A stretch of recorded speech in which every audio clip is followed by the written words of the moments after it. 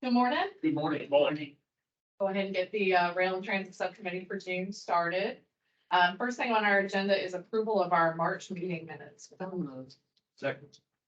By Ms. Hines, second by Mr. Kasperwitz. Any comments or discussion? All right. All those in favor? All right. Sheila, you said no public comment. Is anybody here that wants to address the committee? Great, moving right along. I'm up next with the good news report, all of that. Go ahead and go to the next slide. So, just to give you kind of a big picture overview of where we are, I'll start with the agency. I will say we are in a much better place now than we were a few months ago. We've gone through a tremendous amount of turnover. About 75% of the agency has turned over the last couple of years. We've seen a lot of retirements, things that we knew were coming. We still have. We've had a number of folks that left the Rail Authority. We've had folks that have left with professional opportunities or VDOT. So everybody that's leaving is leaving to go on to bigger and better things. That's part of the joy of being a smaller agency. But we're really excited because we're headed in the right direction. Our vacancy rate is at 17% now. At our peak, we were up near 30. So much better place. Our goal is to be at 8%. I pulled back some positions about a year ago that we have in a reserve, and so it gets us to 8%. So if we get to 8%, we are essentially full staff. That is what we're authorized in the budget for. So we have 3 new hires. The one that I am the most excited about this year today is Deanna Owari. Deanna, she's our new Chief Financial Officer. She joined us last week. She's still back today. Smiling. And she's smiling. So Deanna joined us from the state of Indiana, where she has been on staff for over 20 years, and her family was already relocating to Richmond. So right place at the right time for both of us, and so we're really excited to have her on our team. She comes to us with a great deal of financial experience. Most recently, she was the Chief Financial Officer for the Indiana Department of Workforce Development. So that's basically like our Virginia Employment Commission. She was their CFO through the pandemic. Wow. She's also worked in the state budget office with the deputy director of the state budget office. And Indianapolis, I'll give this right, Indianapolis Magazine CFO of the Year in public sector. So Fantastic. she's going to do great things with our $1 billion annual budget. And I am very grateful because I have done double duty, at least in front of you, for a year. We've also had great consultant support. We've had a fractional CFO. He's been with us part-time. He's got state CFO experience. He's worked behind the scenes to help us get a lot of things straightened out on our end. So really happy to have Deanna here. You will see me for the last time presenting budget today, and you will start to see it. We also have, we had a lot of folks in our finance team that were eligible to retire. So basically our whole team that's done our 6-year program for 15 years retired at the end of March. So Jamie Motley, Marie Berry, Dave Nicorelli. We had done some dual incumbency, but we're really short staffed on the 6-year program side. Shannon Gerard is joining us next week. And then we actually, as of today, I can say we have 2 statewide transit planners that are joining us in July. Both of them come to us with experience. We had one of our planners left for the Department of Conservation and Recreation State Parks Planner, and another one that left for the Trails Office here. So on to great things, but we're doing really well in the hiring market these days. Not a Big Ten fan.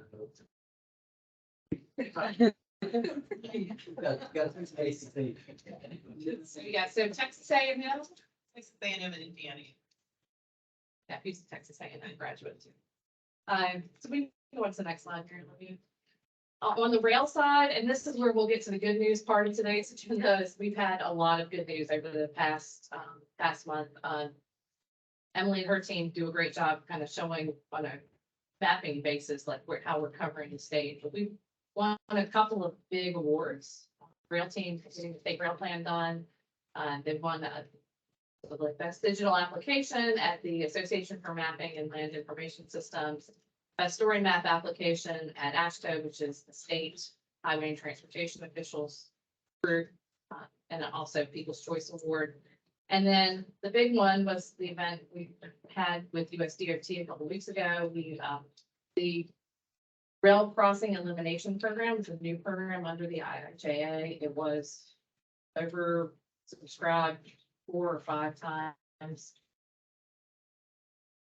So we had put in a request for $3.2 million to upgrade 4 rural crossings in the Transforming Rail Virginia 95 corridor. We received the full amount of our requests. So we were one of 4 locations that was highlighted by USDOT with an event. We had the undersecretary with us in Spotsylvania, along with Congressman Stanberger, who are in her district.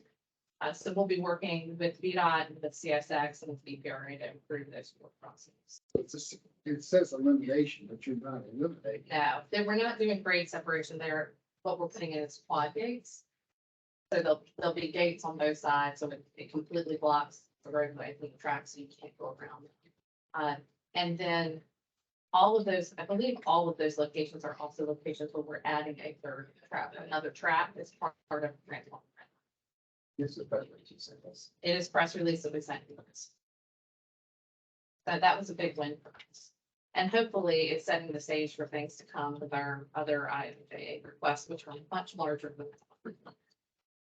What's the next one?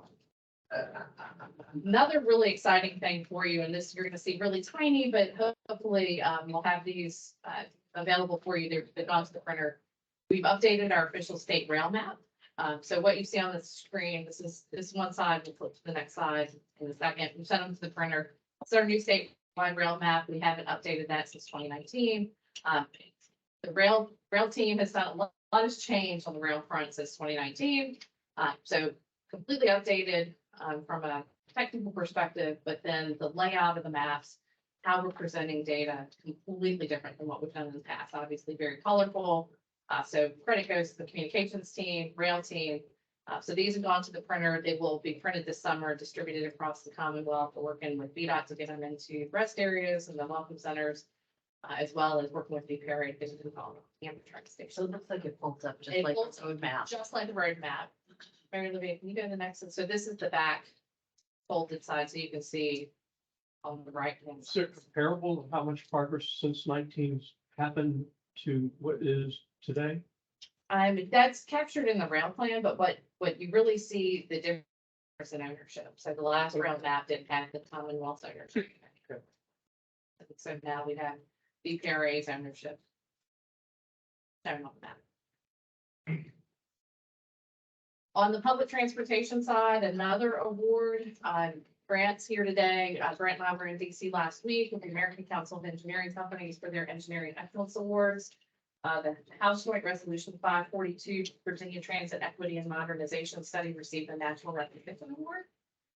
So really proud of the work that the team and along with all of our transit partners did. That study is one of a kind in the country. So we were really proud to be able to go to DC and pick that up on behalf of the Commonwealth with our partners at Kinley. BRE, we were talking about BRE. I've had the opportunity to ride BRE and Amtrak quite a bit lately. BRE is nearing the completion of an upgrade to their maintenance facility, what they call their life cycle overhaul upgrade. This is a project that the Commonwealth Transportation Board contributed a small amount of money to the end of the project. It was largely funded with federal and other sources. But this gives them the ability to do a lot of heavy maintenance work right there on site in Spotsylvania instead of shipping trucks and things to places around the country to then work on. I would say by observation, that those are very well maintained train sets. They're always spotless and, you know, it's a measure of the railroad when they maintain their equipment that well. So, you know, glad to hear they'll be doing even more. So I will be out there next week for the open house and ribbon cutting for that facility, but they will have the ability to do I got a tour a couple weeks ago. They will have the ability to do a lot more themselves, and that's going to save money in the long run. But they do maintain those trains. They're spotless Yeah. inside and out. That helps them provide good service. You can do this investment impact with the same region. I'll have to check it next year. I can. So say your PT can also say Virginia Rail. Yes. And we are a small portion of their funding. I mean, we are like 10% of their overall funding comes from federal, most of it is federal. Just our share of what they do is pretty small, but it does things. A couple of other things, Mountain Empire Transit, which is out in far southwest Virginia and Wise, Big Stone Gap, they have the Metgo microtransit service. They've had their highest ridership to date. That particular microtransit project has been highlighted by Reuters. If they've received a national USA Aging Award that they're going to go pick up in Salt Lake City in July. It's really remarkable. When we were out there for the 6-year plan hearing, they came to the 6-year plan hearing to tell the story of how much difference that has made in their community. They've gone from you have to call a day or two in advance to get somewhere to I can pick up the phone or I can pick up my iPhone and I can get picked up in an hour and get where I need to go, and what a difference that's made in the quality of life, particularly for the seniors that they serve. So that's something that that really started from a technical perspective with the RPT, that we've been able to continue to support following the completion of a federal grant. Is that their program? Right now, it's free. Their fares are, Southwest Virginia fares are fairly low anyway, just because of the communities that they serve. But they received a very small grant to stay. Thanks for asking. Sorry. So when they did that within the vehicles that they already had, the drivers they already had, so they didn't have to acquire. That's pretty amazing. So the overall cost of being able to provide a much better level of services. For 50,000. So this is a scheduled service, not an on-call. It's an on-call. It is on-call.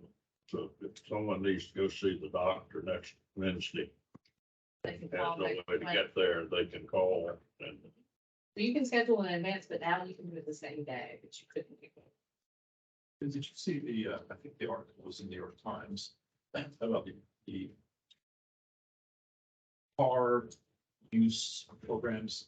I can't recall, it was one of the states that sets up a low-cost rental car program through their on-call service, so that those who are drivers who do ad hoc driving for people can come in and rent these cars. It's been very successful. I think it was California, actually.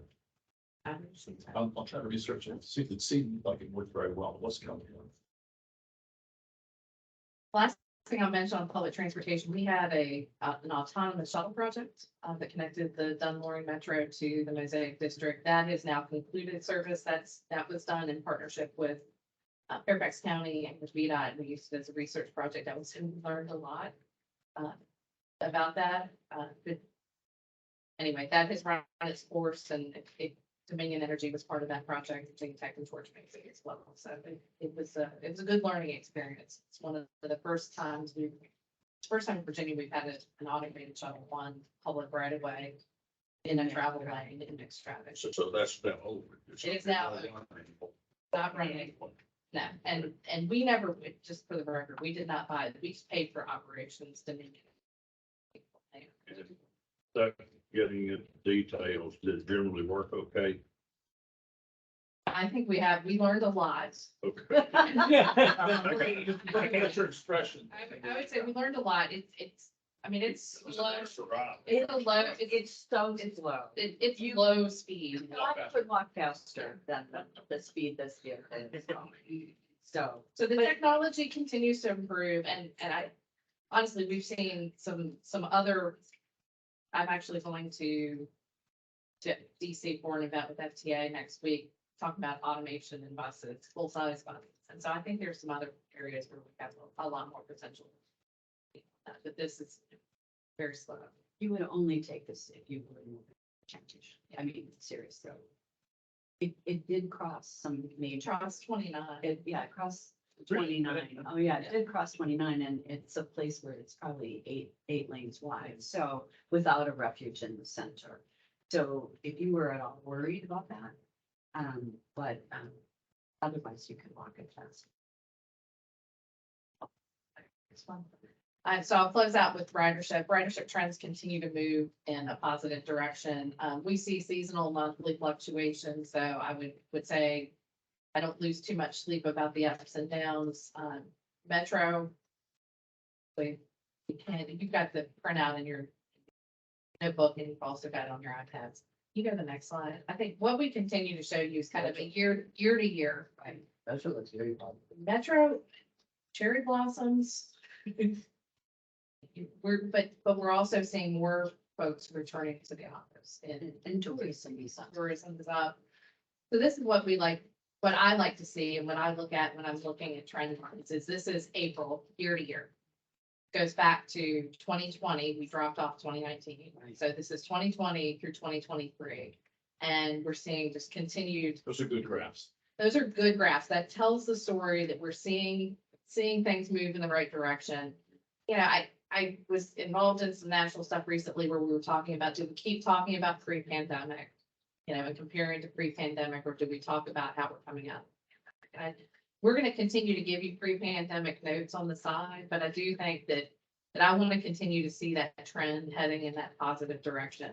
You know, VRE is doing better. Like I said, I've had opportunity to ride VRE a fair amount recently. I've had opportunity to ride WMATA a fair amount recently. You know, it's definitely getting better, but we still have a ways to go. So, I make a suggestion. Yeah. I think it's advantageous personally to have the pre-pandemic 19. Also what's happening with workforce changes in terms of about working to see whether there is a lasting impact. it's still on there. It's just not on the bar chart, but we'll I think keep putting it on there in words. And you know that, so you also are different there on the side of bus ridership from having rail at Metro, and that 40% increase in rail is significant. Because bus for WMATA never drops like heavy rail did. And I think it serves a different market. And so things are definitely heading in the right direction. One of the things that you will hear me say today in presenting changes to the 6-year program for us, which were very minor, is setting aside a little money. We did a big transit marketing, transit ridership recovery campaign last year. We saw real benefit out of that. So we want to do that. So you'll hear where that's one of the things that we had. Virginia agents, are those like local transit systems? That's everybody else locally except for VRE and WMATA. So that's GRTC, that's Blacksburg, that's HRT. So, and we have some agencies that are well above pre-pandemic levels, and then we have others that are struggling. So when we do our marketing, we do target areas that are slower on the recovery side. In the next slide. So Virginia Breeze continues to do very, very well.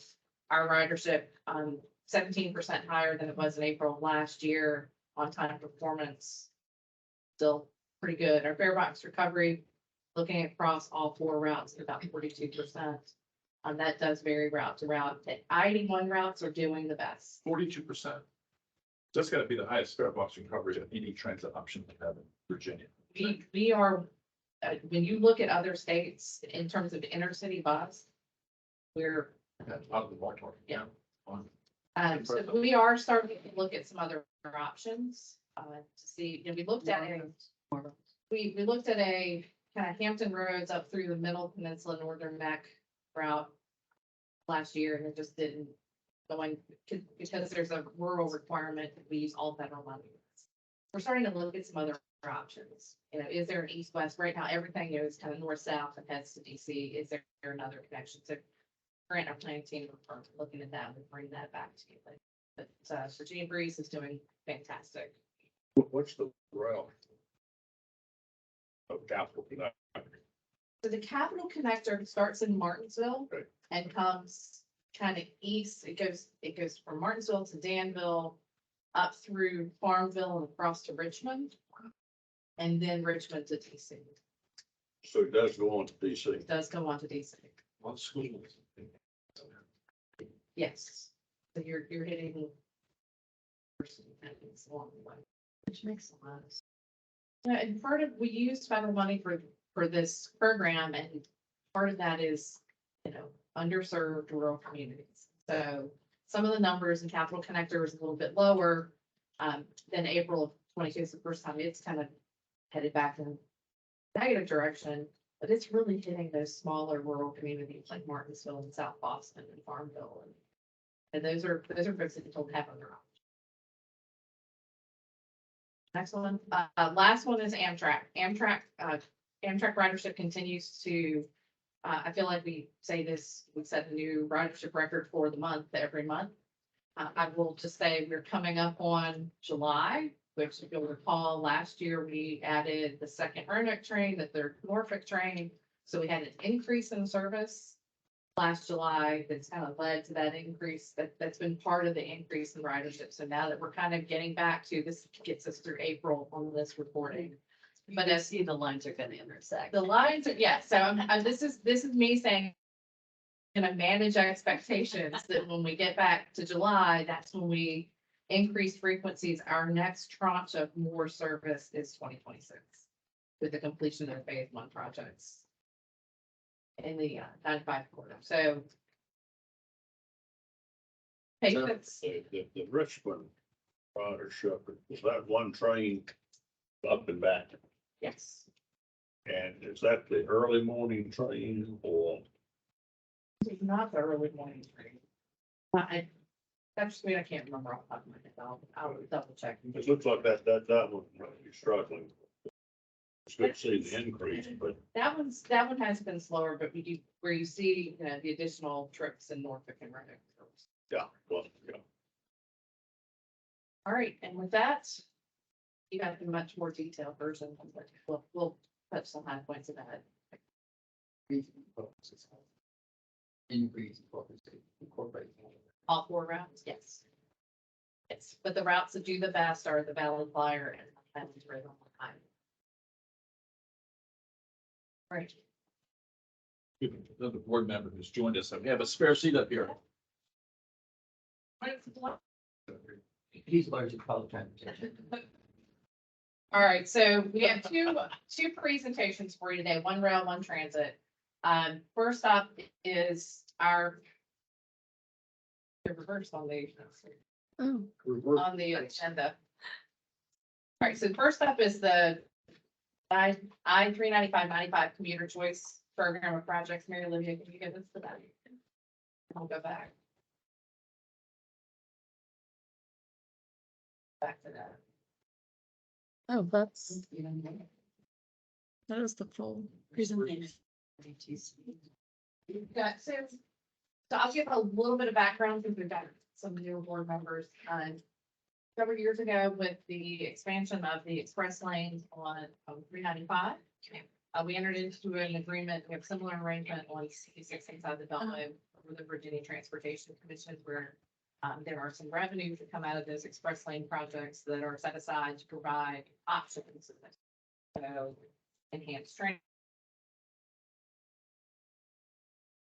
We have an agreement with NVTC. They have developed criteria, technical criteria, prioritization. There's accountability measures that are in there. DRPT is charged as part of that MOA. We partner with NVTC. We review projects. They go into our 6-year program in order to wrap up the Commonwealth side. So we said last year we brought E66. This year we bring in E395 and trying to get them. Sorry. Yeah, I guess we have an MOA. There are a bunch of parties. So it's CTB, it's VDOT, it's DRTC is also part of.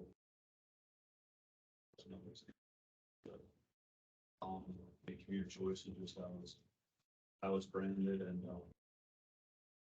they take 2 years.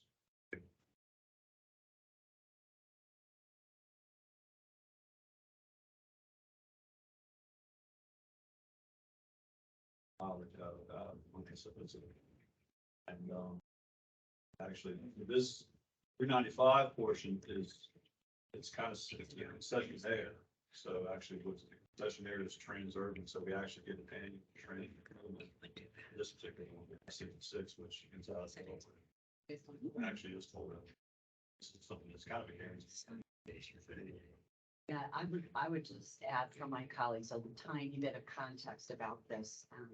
I think one of the biggest learnings that we had when we were doing these P3s over time was that if we went into the deal thinking about not just as a roadway, but as part of a transportation network.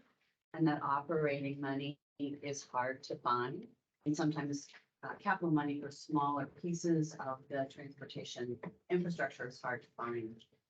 So we went into those at the secretary's urging at the time with a requirement that there be some kind of annual amount of money, and it was a negotiated amount of money.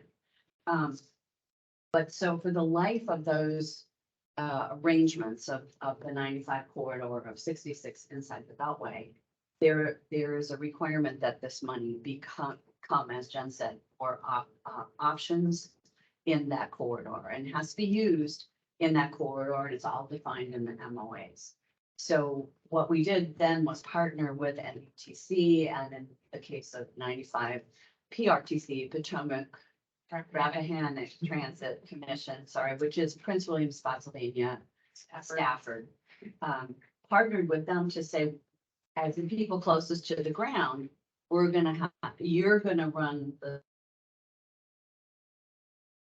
I sat on NBTC for a number of years. There's a pretty robust process that both of those boards go through to choose these projects, vet them in consultation with DRPT, and then they come to us. So there's been a tremendous, I just want y'all to know, there's been a tremendous amount of work.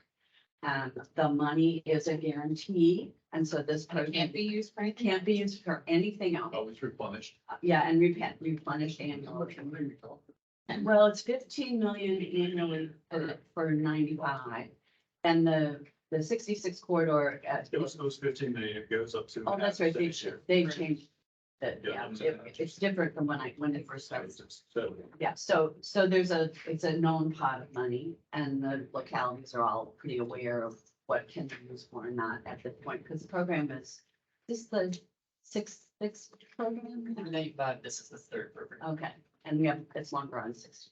And I will just add to that an important component is providing alternatives to paying an express lane toll that don't involve sitting in congestion. So it is intended to provide an alternative that is a lower cost. Folks that don't want to pay the tolls. And so from that perspective, we have to do a legal review. There's a lot of review and vetting that goes on our side in order for us to bring this to you. It will not come to you as a standalone action. It will be part of our 6-year program. It's appended to our 6-year program. Or, I'm sorry.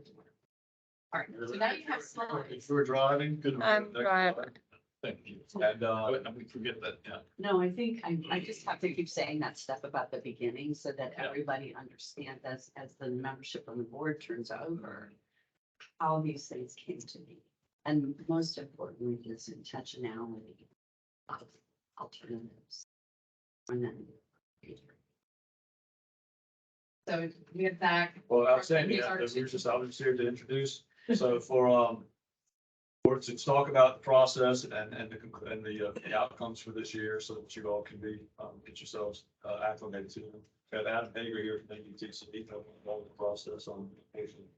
Another colleague, Ben Owen, who's very involved, happy to be here today, that's all that happens. Living the driver. Thank you. Thank you, Zach. Very good. Thanks for the context there.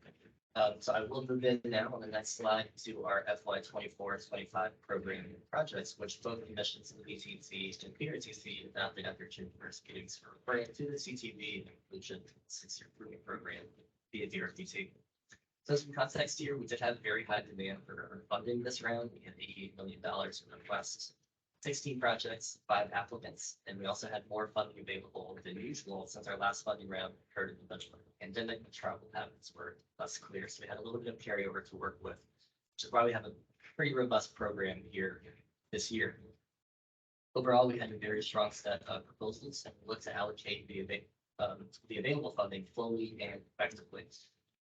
Program does fund at least the top priority project for each applicant, and for the first time, we are looking to split 2 funding awards for larger construction projects across this and the next program projects. So the chart that you see here on the bottom left, you'll see that for 2 projects, there's some funding in this FY 24-25 program, and then some that we're looking to allocate in that FY 26-7 program We will come back in 2 years' time with that FY 26-27 program, that programming action.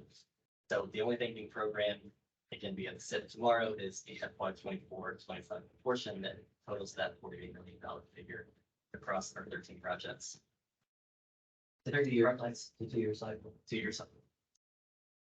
The 13 projects in this program would achieve 11,000 additional weekday passenger trips in the quarter based on estimates provided with the applications. And so what we did is we estimated a range of further benefits and its quality of life that you can see here on the right side of the slide. And so these are some of the projects, say the total of 35 million miles of vehicle travel, 138 hours of delay, $4 million in fuel expenditures each year. There are some safety benefits as well from a safe VMT. We estimate 42 automotive crashes within each year based on the projected collision rates per mile of travel. It's also, of course, good for the environment. We estimate 76% fewer greenhouse gas emissions. The program does include a further $500,000 to support our program administration activities for the FY 24-25 period, comprising staff positions, consult support, and addressing all aspects of the program. So with that context in mind, we'll take a look at the projects on the next slide. 3 of our 13 projects that were approved by the commissions are in the cap.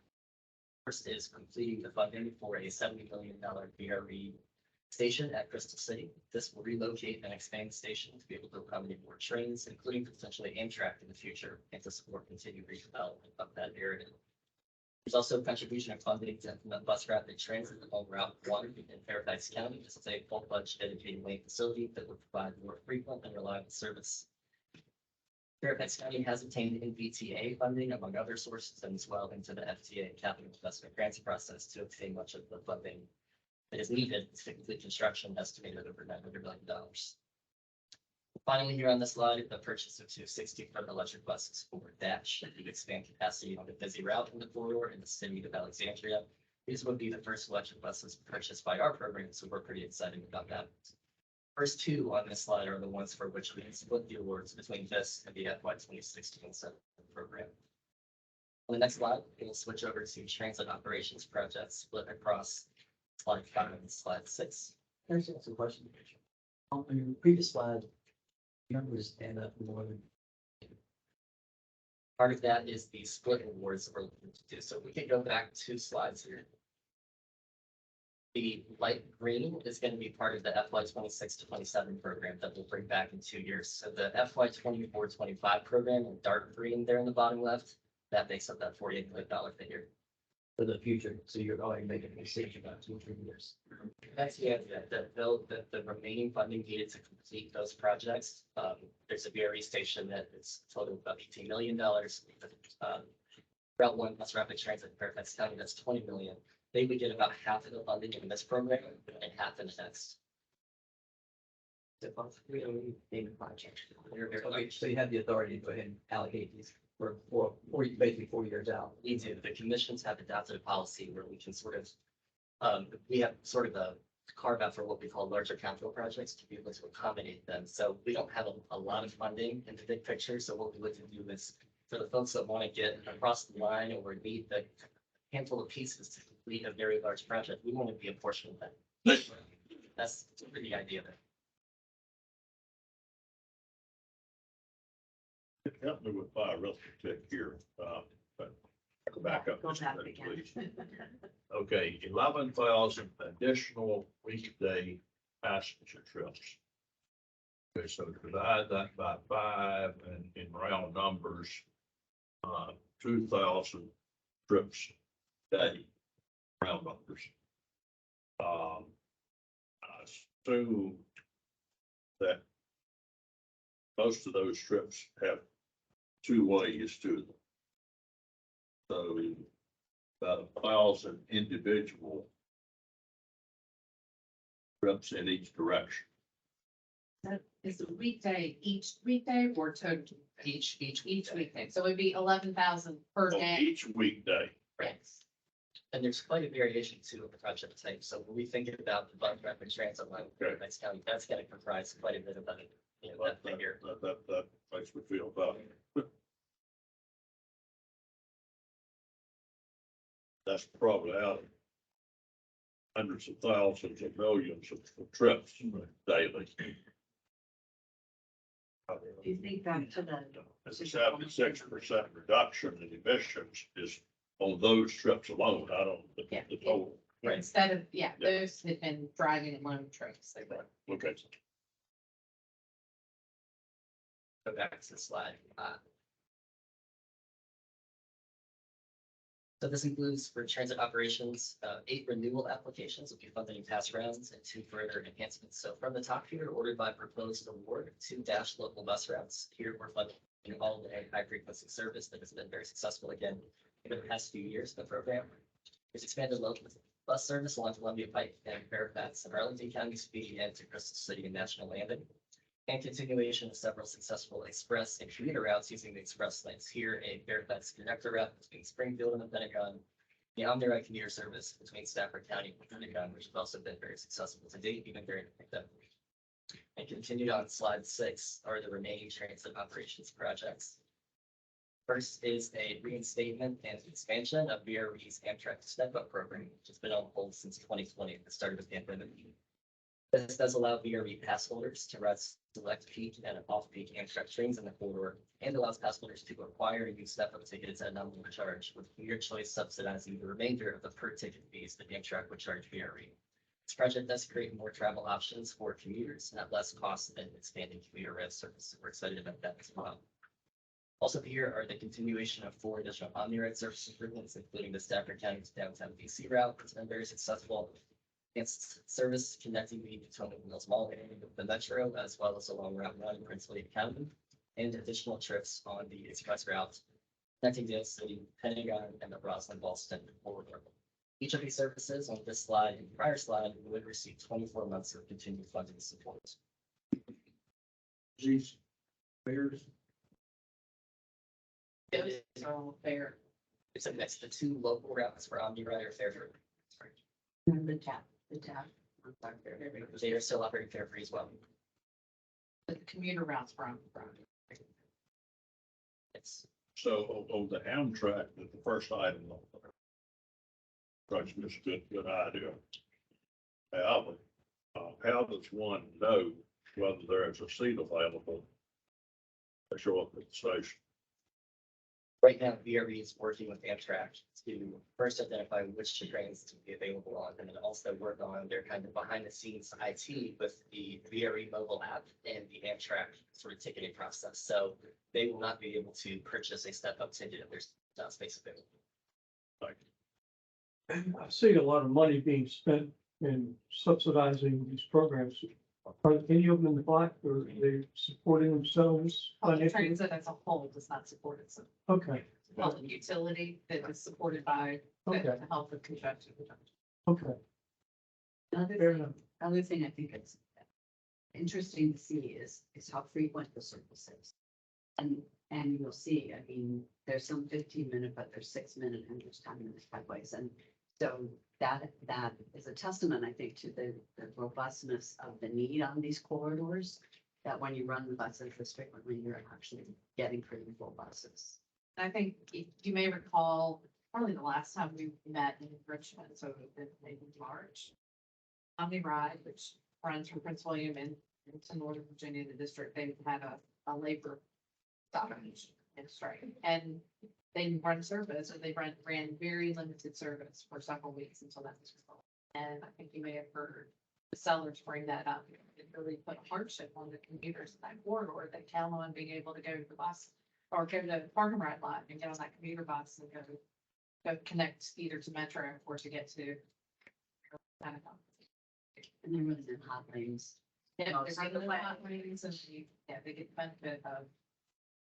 Was there any tracking of volumes after that strike to see if the volumes came back? These people. Oh, they did not find alternatives. So they Okay. came back on fixed Okay. immediately. Took less than a month to come back to work. Yes. There's not good alternatives. There's that. Well, the next slide, I will touch on our public comment period, which was very successful this round. So we did receive 646 comments, which is by far the most we've received, actually 5 times as many as any prior rounds. So we're really excited about that. Part of what contributed to that was a local news segment. You can see our section director, David Tice, there on the right. And then we also did some social media and geo-targeted advertising as well. So you can see some of the materials that we put together, and if you're curious and interested, there's a link in this slide deck to our public comment summary where you can see really just how meaningful some of these projects are to some of these residents in Northern Virginia. So we're, again, very excited about this process and the support that we got. Then on the final slide here, I'll touch on a few next steps. Again, via the year 6-year improvement program, this will be an appendix to that tomorrow that you'll pick up. And then once adopted, we'll begin executing project agreements with the recipients. So the implementation can begin the start of the new fiscal year on July 1st. We also do require ongoing reporting by our funding recipients on progress, expenditures, milestones, that sort of thing. And the next thing that you'll see from us later this year is our Community Choice Annual Report for fiscal year 2023 in October. And with that, I will pause and take any more questions. Do each of these various transit systems have an app that permits a person to know they show up at a stop, so when's the next bus going to be here? Go to the app and it shows where the buses are, or trains, or whatever. Okay, some do, but most don't at this point. That's something that, that we've looked at in our innovation programs. What can we do to do some kind of statewide procurement? We like to get folks on a similar platform because it makes it easier for us to then share data. So ideally, that would be a goal. Dash has a. Metro has it. And there are some not official apps that work in the region that show you multiple agencies, but they're not being, they're grabbing the data. One of the projects the RPT did, you might recall, we did Transportation Navigator, where we went and built what's called a GTFS, a Google General Transit Fee Specification. It used to be Google, I'm now dating myself, but it's a feed of information of all your routes, your frequency, your stops. We did that for everybody in the state. So we've got everybody on a common platform, and that is now, like, if you pull up Google Maps, you'll see transit for the whole city. And the next level of that is to put more real-time information in there. And that's something that we're not working on at the moment, but it's in the list of things that do, because it gives us the ability. I mean, you may have seen us put on a press release, or we didn't put up a press release, our partner put on a press release where we're bringing this transit planning data or software platform, and giving it to all the transit agencies that come along. They can use that data and look at what happens if you change around, what happens if you extend around, how much does it cost, what it can. So it gives those transit agencies not only the opportunity to play with things, but that's opportunities to play with things too, and ask questions, and to be able to kind of take that state level bird's eye view. So that's kind of the next level I would like for us to get, because some of our agencies, Arlington, Alexandria, they're gonna do it anyway. Smaller ones aren't gonna do that. And so that's something that we can do that kind of makes better for all of our users around. So transportation demand management is another way that people sort of pay for some of this. And when I was on the Arlington County Board, we required in large new buildings that they put a screen with this feed. So when you come to Arlington, you'll be able to see this. The hotels all have a screen that says, here's the ARC buses that are coming. If you're near a transit station, here's this. How many bikes are at the bike share? How many scooters are where the, That's in the hotels. that's in the hotels, yeah. So places where there's lots of choices have already kind of moved into this space, but, and WMATA, is that RMP3 thing that Kathy, isn't that supposed to like bring it all together? There is an element of that, yes. Yeah.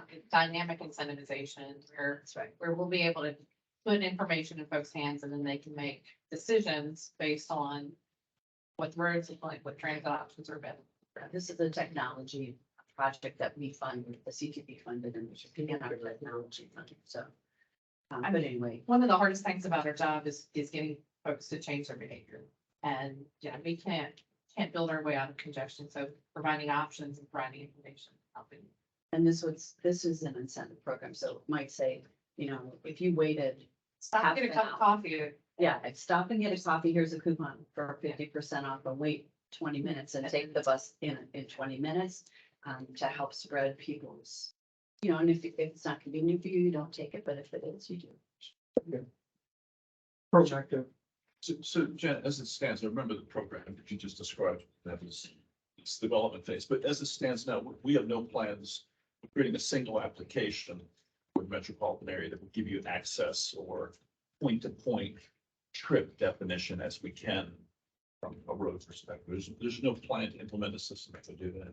But if I'm going from Alexandria to Roslyn, for instance, I just did a dash map and it had every stop on, every dash map. Yeah, but you gotta know to go to Dash, and then you gotta go to Arlington, and you gotta know that the landscape in Northern Virginia is a transit-rich environment, but it's also multiple providers. so many choices. So many Yeah. choices.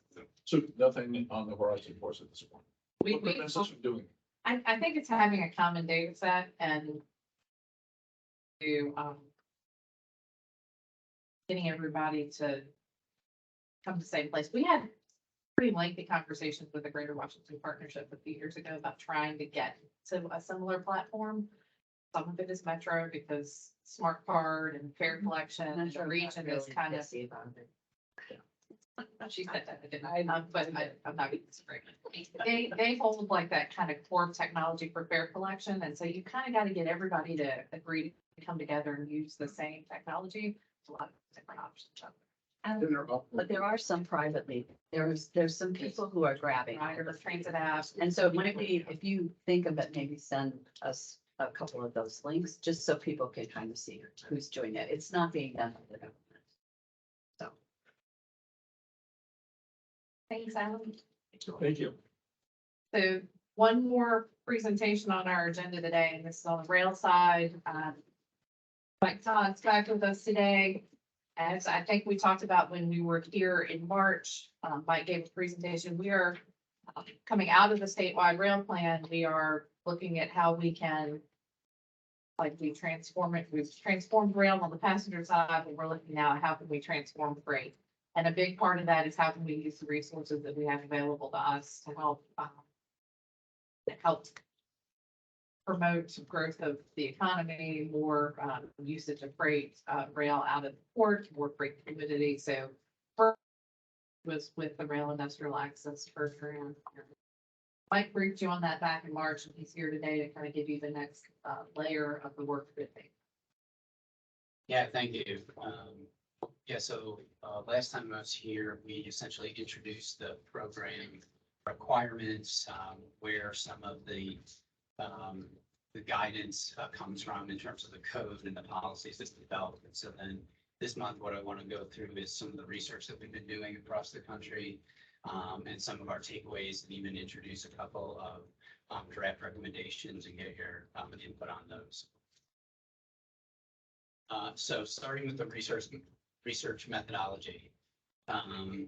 We did two types of review, essentially. First, we did a desktop review, 10 states across the country, and then Virginia as well, so 11 in total. We tried to get a good distribution kind of geographically, but then also we wanted to get states that were a mix of both kind of a similar environment as ours. So we picked a couple that were outside of Chicago, for example, where Chicago, like DC, serves as a hub, and they have a couple of states around it. And then we also wanted to get some that were just completely different from Virginia.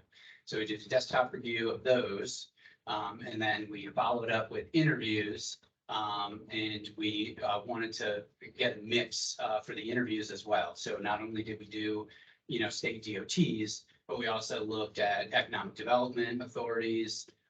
We interviewed a couple of the ports, railroads, private companies. So we wanted to get a mix. We didn't want to just, only look at entities that were completely similar to ours. And so I think we got a good mix. And what was interesting is we were actually hearing very similar things from all those different entities and all those different states. So we kind of divided up our questions into sort of three different themes. So we first started with kind of what the purpose of each of the programs that we were looking at was, why were they created? What were some of the legislation behind it? What's, sort of the core purposes? We also looked at the process they used, so just literally the administrative, functionality. How do they accept applications? How do they review them? How do they, bring those to recommendations and get them approved? And then we also looked at the funding itself, where does it come from?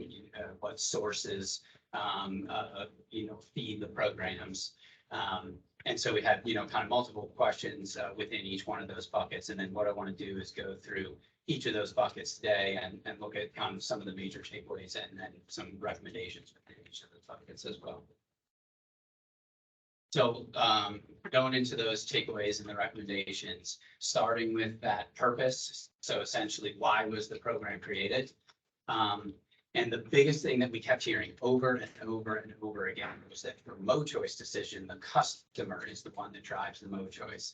So when you think about, say, the port, for example, that might have, it might be an intermodal hub, they're not the ones making the decision. It's the customer that starts the decision. And so rail industrial access is one of the most influential types of programs that we can have to influence that MoChoice because we're reaching out directly to the customers. That's why a lot of other states have similar programs because the choice is essentially starts with that customer. The other thing that we heard was that capacity equates to resiliency. And so, if you have multiple choices, if you have capacity across the network on multiple modes, that creates resiliency for those businesses. It creates resiliency for the shipping network because you can adapt and change. And where we heard that the most was actually during the pandemic. Virginia specifically, but also other places, there were lots of ports that were just basically shut down because they were just so clogged up. They really couldn't get the throughput that they needed. And places like Virginia who had, the capacity of the rail network to kind of shift some things and keep things functioning really benefited and really kind of learned some lessons during the time period. Who is the customer? So the customer would be the direct business that needs either to ship the goods or to receive goods. Importers and exporters. And then the other. Sorry. Rather than steamship lines make a lot of that decisions too, but it is in conjunction with the customer. Right. Yeah, they can. So we did hear, like some of the major, international shippers, they can make recommendations on what would be the most efficient way to make a movement. But if you think about it almost from a physical perspective, if you don't have a rail connection to your business, it doesn't matter how much you want to ship by rail, you're not going to do it. You can't. And so, it really is that customer connection that is the one that has kind of the most influence on driving that mode decision. And then the other thing that we heard a lot is the efficiency of public-private case, giving grant funds so that private companies can make, quick and efficient business decisions. And that also speaks to why we, rail industrial access for us in Virginia is unique because we come to you every single time to get the individual application rather than waiting for the annual cycle because we really need to be, quick and move quickly with those businesses.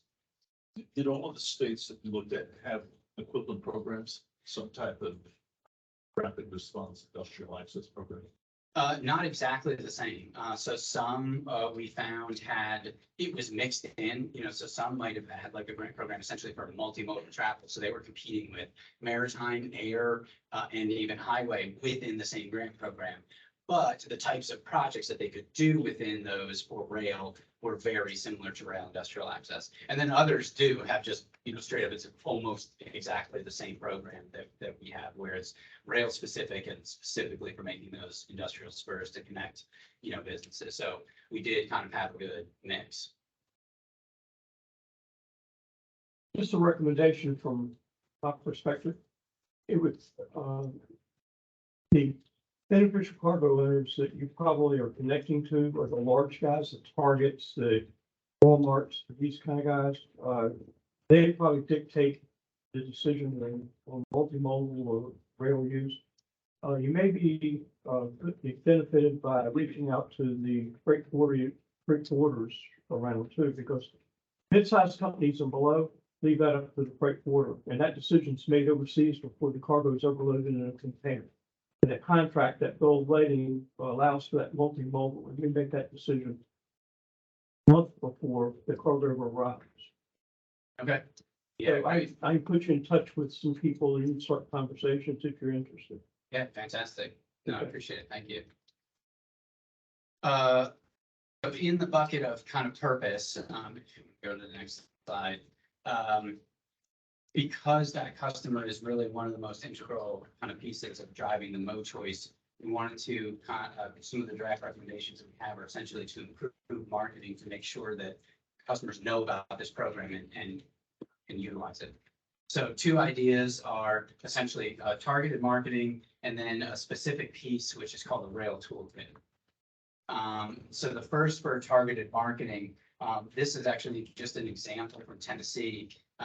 It's a dashboard specifically for their rail industrial access. Well, it goes through the economic development, but it's their equivalent of rail industrial access. And it just kind of gives an idea, a very quick snapshot. Where are the projects? How many are there? And what type of benefits are we getting from them? We have this type of data and we do, present it and display it, but we don't have it, specifically linked to the program and the program website. So we think that's something that's an easy incorporation and really kind of sells the benefits of the program. The next kind of targeted marketing piece is a toolkit. This is from Iowa.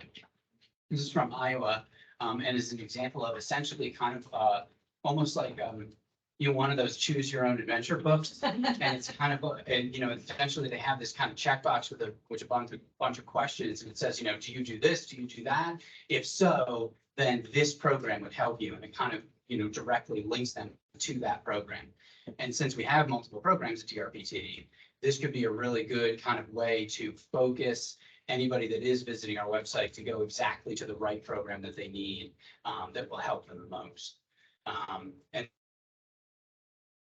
bucket to grab potential customers' attention and get them to utilize our programs. So the next bucket was process, and so this looks at sure. $32 billion capital investment. That should come up with that. So that is Tennessee.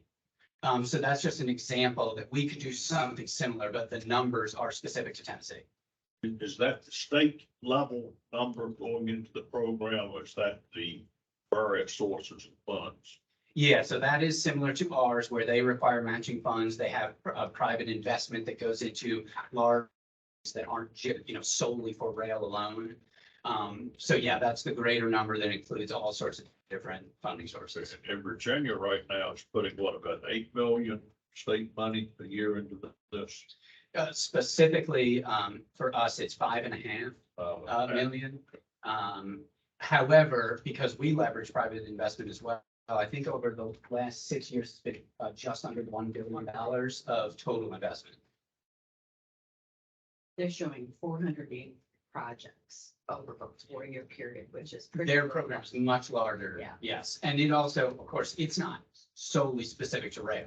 That includes a whole bunch of other, essentially economic development type numbers. I just really liked the way, this was just an example to kind of show how it could be laid out and some of the metrics that we have. Similarly, the numbers are completely different, but we have similar metrics. And it's also like, that's rail access only. Yes. No.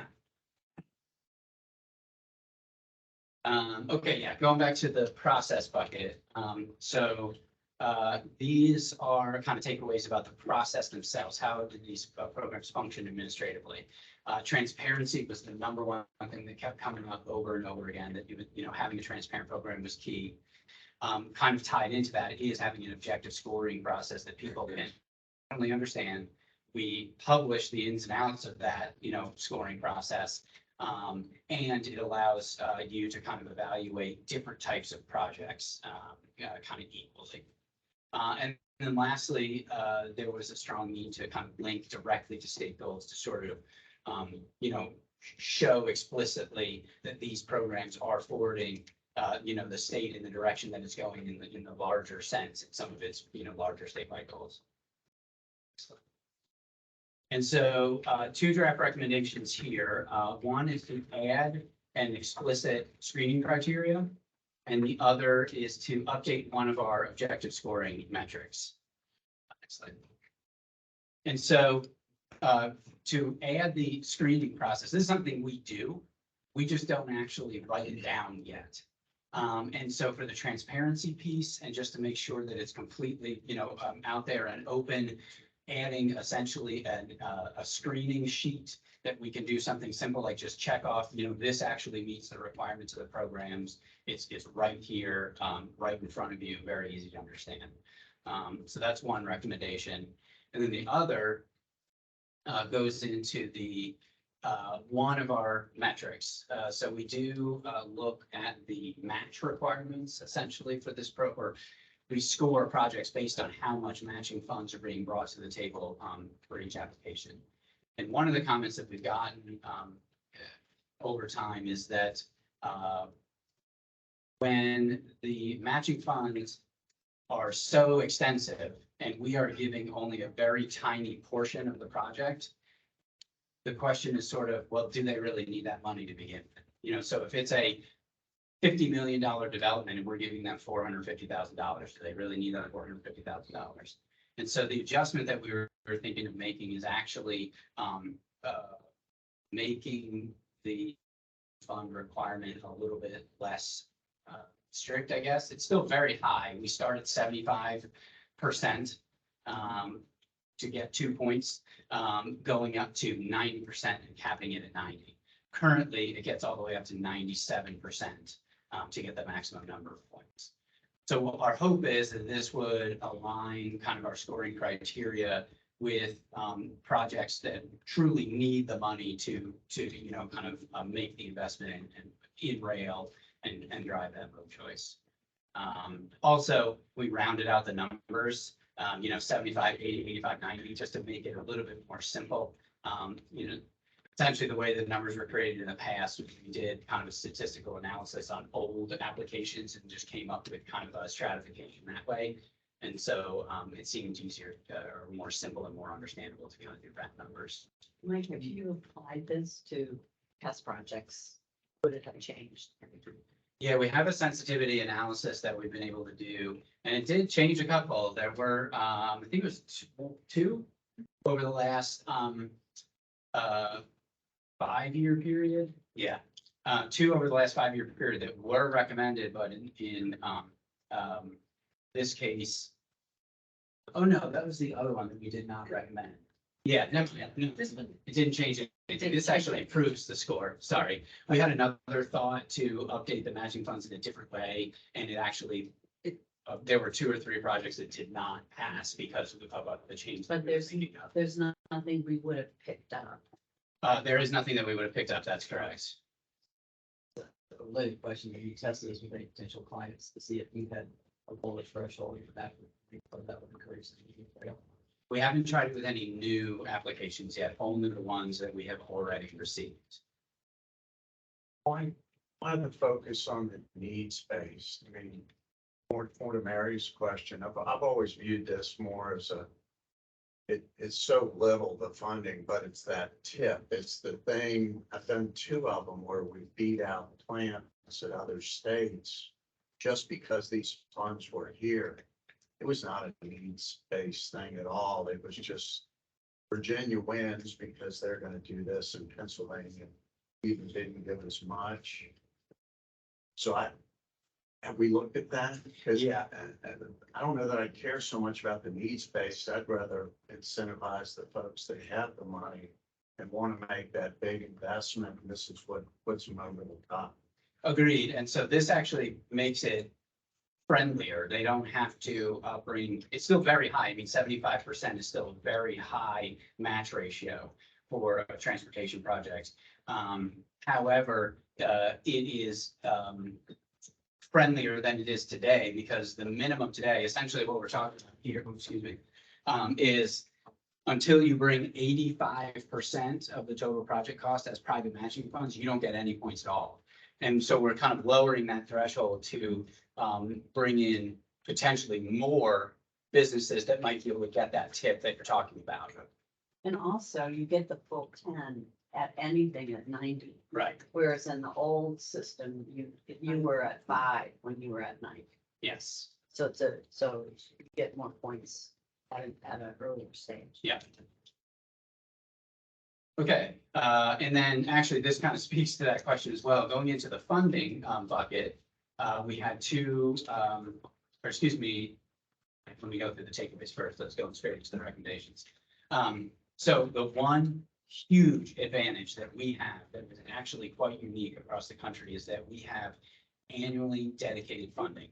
And the advantage of that is that we can actually plan for the future and know how much money we are getting. A lot of other programs or a lot of other states essentially have a codified program that does not have codified funding. And so they might get, a big influx one year and then it'll go 5 years until they get another one. And so then they have a very difficult time planning and working with potential customers because they don't actually know how much they're going to have available to give out for grants from year to year. So that is a huge advantage that Virginia has compared to a lot of the other places that we looked at. The question, if we look back several years, we've generally been, have surplus in this program at the end of the year. We've not been fully allocated. That's correct. And it varies from year to year.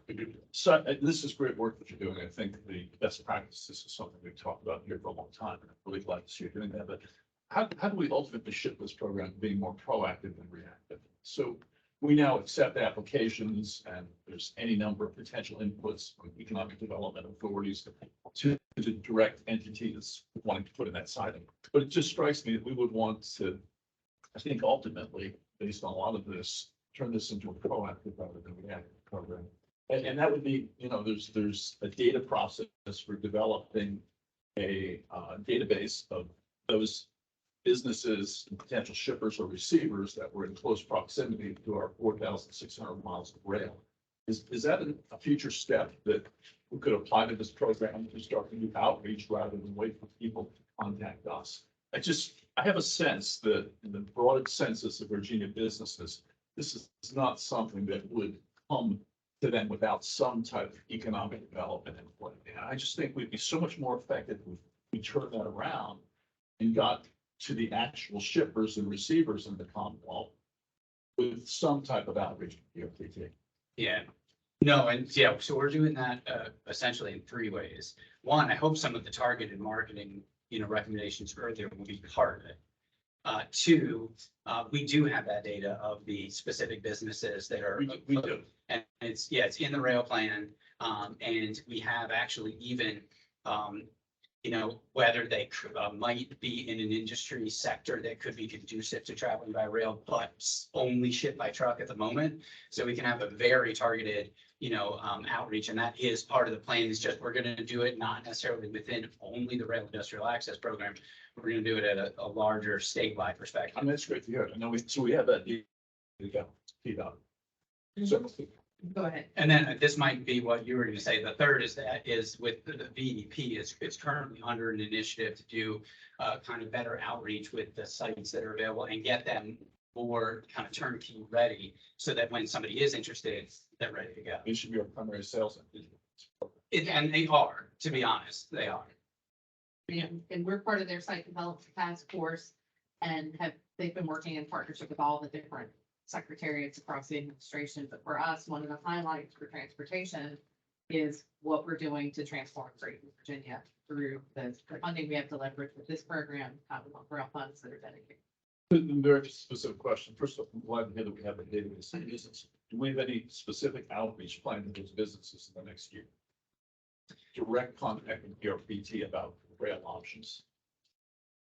I don't know if I can say we have I know that we are. Maybe Yes, we will be doing it. I don't know if we have literally a specific plan of exactly, who and how many yet. This communications team. So the first time ever, we do a lot of marketing on the transit side and we do a lot of marketing on the passenger side for passenger rail. We're going to be doing a marketing campaign, targeted marketing campaign for this program and for our freight rail programs. And we've never done that stage. That's great. You'll come back to us So in come back. a reasonable period of time with a plan on how you'll implement that. I mean, I'd love to see this be oversubscribed on an annual basis. That should really be our That's goal. our goal. Or go back to the General Assembly and say we need twice. because we have opportunities and DRPT can drive that. I mean, I think it's exciting that you have that database. Yeah. Yeah, and maybe, you know, the first thing is an introductory letter. We're here to help. We've got shipping options you may not consider. And at least an introduction so that they're aware that DRPT exists as a stimulus. Yeah. Yeah, so we'll look for continued feedback on that marketing cycle. In addition to the VEP, is there any part of the marketing, centered on the economic development across the departments, and localities around the state? Because a lot of people are starting inquiring about moving to the state or thinking about moving to some state. They contact a area. I don't know how that process works because I've never been involved in that, but I know I've been involved in some of the tail end of it when I'm chasing freight for a customer. But is there anything other than the VEP that is an outreach for marketing and advertising these opportunities? I mean, they are kind of the first line brokers at BEP. Right. However, they do have a network of all of the essentially local or regional entities that they work with directly as well. Are they distributing that Exactly, yeah. information? So Yeah. that is the nucleus and they distribute it. That's good. That's a good deal. You don't have to do that. Yeah, that's good. As long as they understand that's what your expectation is. Definitely. And this kind of leads to that, you know, the underutilization that you were talking about, Mr. Casper. The other recommendation, the last recommendation that we have is essentially, you know, at least according to the records we could find, the 450,000 project maximum per project maximum was established in 1995. As we all know, you know, costs have been continually rising and are increasing even more so today. And so we would recommend actually increasing the per project maximum to 750,000. Which will, based on the number of projects that we get, if they were actually getting 750,000, we would be in some years over, you know, the amount of money that we got. So I think that'll make a big, you know, impact on it as well. Mike, is that number consistent with the increase on the economic development access program on the bridge? Yes, yes. Yeah, they were one of our interviewees and yeah, so we will both. Sorry, that was just a job, Yeah. a couple of jobs ago, and I know they've updated. Yes, exactly. And so that was really it. I just had one more slide that was kind of the spot all of our recommendations. And then I wanted to leave you last on the next slide with, or the one after this one. Essentially, the next step is just say the next time that we meet as a subcommittee is in September. So we can finalize, you know, these recommendations and then bring them to the board with, you know, the updated guidance and everything and get that adopted, you know, before the end of the year. I think it was a big changes. Thank you very much. Good work. Thank you. Thanks. Yeah, thank you. Right now it's at 15. Yeah. Mine has the best, honesty. So that brings us to the end of our agenda today. In terms of items on the board agenda, the only thing that we have on the board agenda for the workshop for the action this month is our budget. We'll see a lot more of us in July. We have a full slate of transit policy updates based on General Assembly action that Zach and team will present at the July workshop. Those will come back as for action in September, and then we'll do rail policy updates in September. So on the policy front, there's a lot going. So you haven't seen a lot of us in front of the full board, but that's we're lining up for the second half of the year. How's the Long Bridge project moving along? So the Long Bridge, in terms of project delivery, is divided into two phases. There's a north package and a south package, both of them. North package is a aggressive design build, and south package is design build. North package RFQ has already gone out and is in the process of being shortlisted. The south package RFQ will go out in the month. That's the south package is the non-bridge portion. The south package is the bridge. Oh, it's the bridge. And to Alexandria, the north package, thank you, that's a good question. I like read the stuff up. North package is the piece. Everything from the bridge north. Okay, so far, we think we still have enough money to do that project. No, so the the budget that was presented to you for capital projects for VPRA showed funding gap, about $735 million. The projects in that program are prioritized based on our memorandum of agreement with CSX. So phase one projects are prioritized first. Phase two projects, which includes Long Bridge, are in phase two. And that's based on when we get service. Phase one complete by 2026, we get more service. Phase two complete for 2030, we get more service. We have federal grant applications exceeding $800 million or pending with the Federal Railroad Administration and USDOT. We're in close contact. So we'll know by the end of the year before any of these procurements are finalized where we are with the funding. I continue the message that I share with the VPRA board, continue to share with y'all, we will know a lot more about a lot of things into this year where we are. But this fall, we expect Fed State Partnership, which is a huge program with Federal Railroad Administration. Those awards will come out this fall. We have a $700 million ask there for Long Bridge, the Frank County and Springfield bypass track, which gets us from the east side to the west side, just south of Frank County and Springfield. That we have a $100 million application under the Chrissy program. We expect those awards to come out this fall as well. That's an integral piece of lining us up Long Bridge and shifting from the east side, which we have south of Frank County, Springfield to the west side. So, Jen, do we have a gap in phase one funding and funding?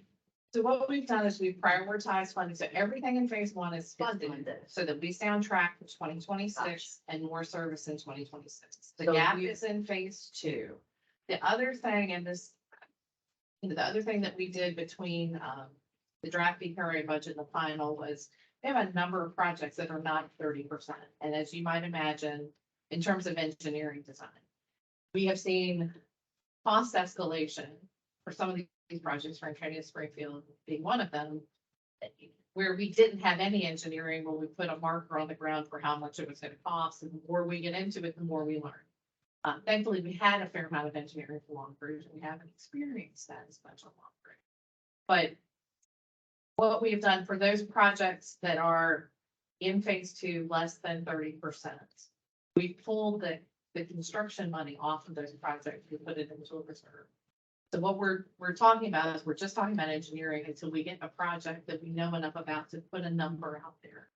So we still have a financial plan that looks at the whole, but for those pieces of the program that are not fully developed yet or not developed past the 30% engineering, for the most part, we pulled that money. Things like the Route 1 bridge over CSX or CSX bridge over. That's one where we pulled money off, we put it in the reserve because that project it's not even in phase two, it's in phase three. Gives us some room to move so that we can continue to focus on delivering the things that we're contractually obligated to do in order to get more service.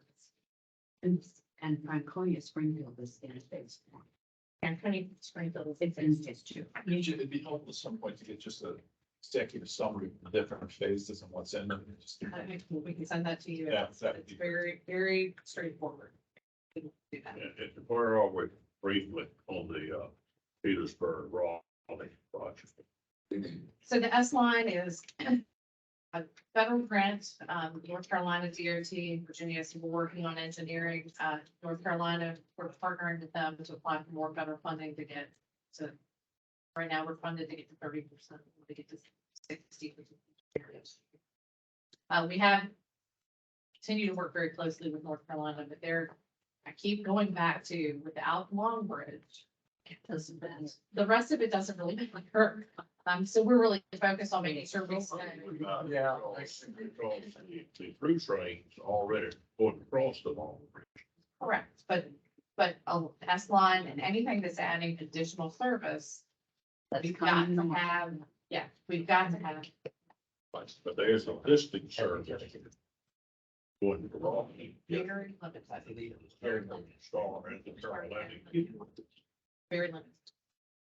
Not compared to what they want. Yes. All right, so with that, we have a board meeting starting in a minute, so we will stand adjourned. Thank you.